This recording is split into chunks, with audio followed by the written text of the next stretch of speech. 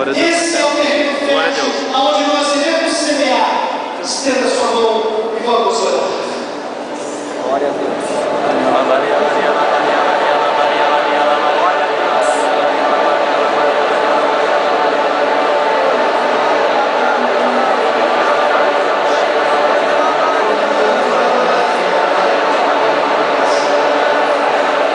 Coloca a força na sua voz, irmão.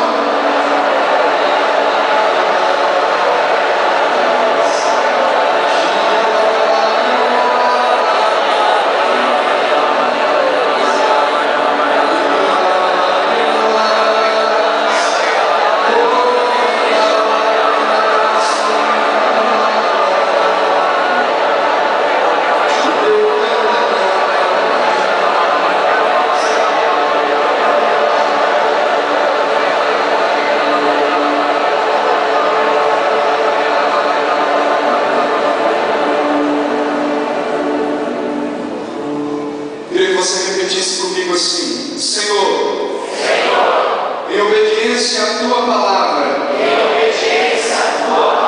lançaremos as redes da reconstrução da nossa vida espiritual, semeando a cultura de Pentecostes.